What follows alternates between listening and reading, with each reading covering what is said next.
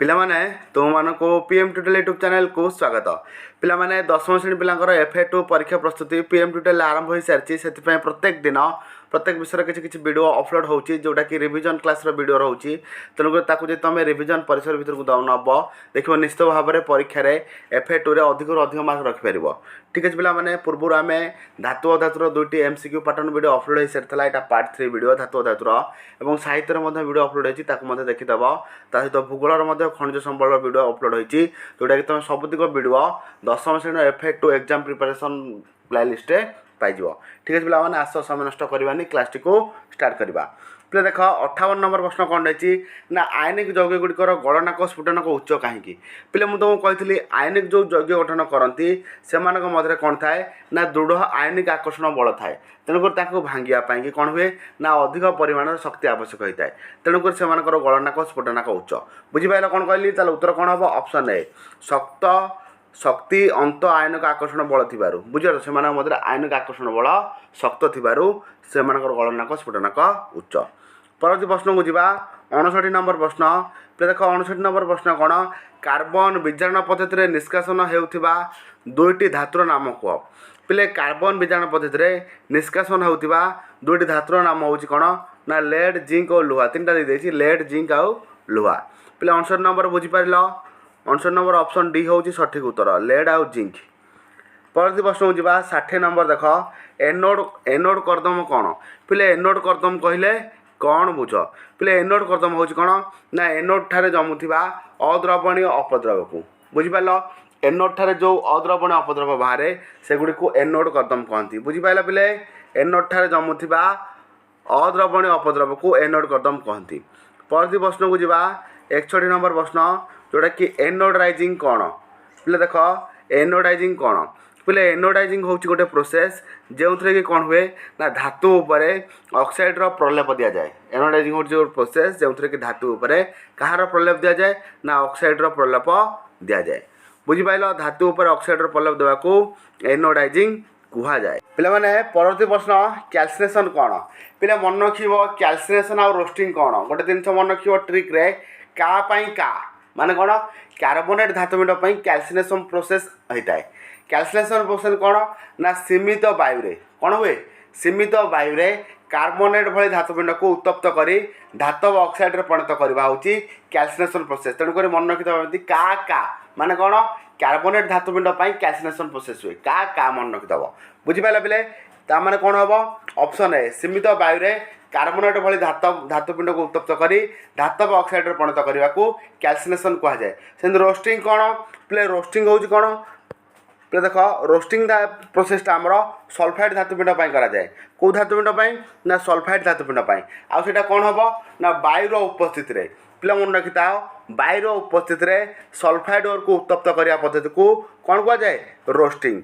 पे देख option B हम सठिक उत्तर रोस्टिंग कौन ना वायुर उपस्थित सल्फाइड ओर को उत्तप्त करने पद्धति को आमर कौन कह जाए रोस्टिंग। तेणुक मन रख कैल्सियम माने कार्बोनेट कि कार्बोनेट धातुपिंड कि कैल्सिनेशन का आ रोस्टिंग टाइम कौन ना सल्फाइड धातुपिंड कि रोस्टिंग बुझीपाल पे टाइप क्वेश्चन सब परीक्षा आसे। परवर्ती प्रश्न 64 नंबर को जीवा 64 नंबर प्रश्न देख कौन रही धातु निष्कासन पूर्व से ऑक्साइड परिणत कराए कहीं पे धातु निष्कासन पूर्व से ऑक्साइड परिणत कराए कहीं ना धातव ऑक्साइड धातु निष्कासन अधिक सहज हो धातव ऑक्साइड कौन हुए धातु निष्कासन करने सहज होता है। तेणुक से कौन कराए ऑक्साइड रूप में परिणत कराए।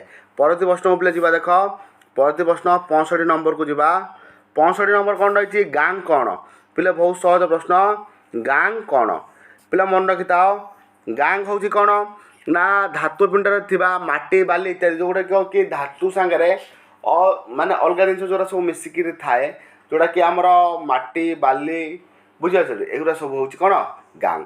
तेणुक ऑप्शन ए हूँ सठिक उत्तर।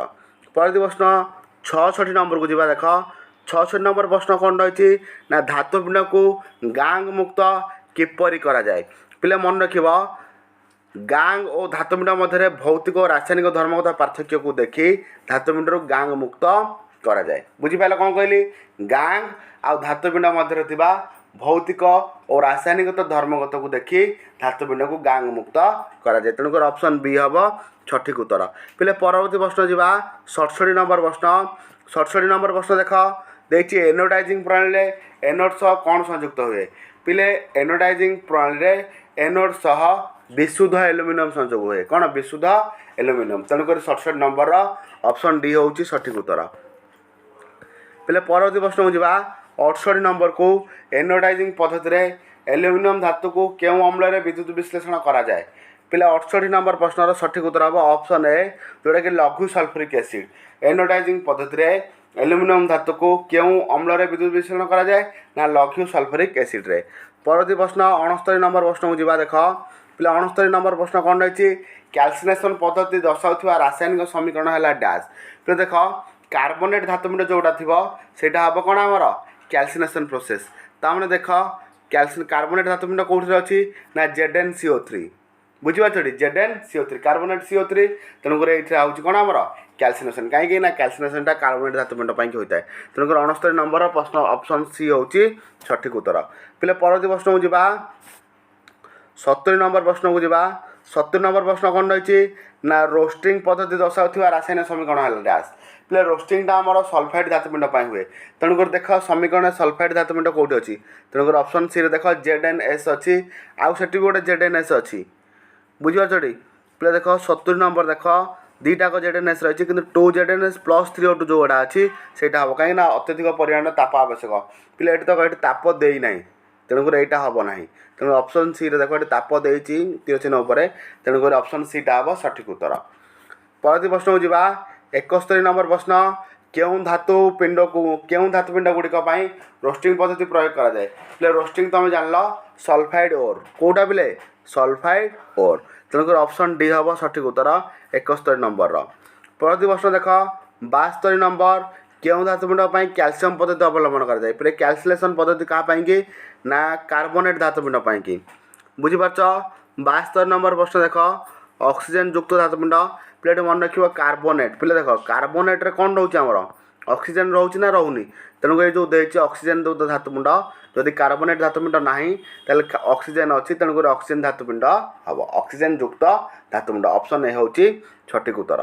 परवर्ती प्रश्न को जावा पिले देख 73 नंबर प्रश्न।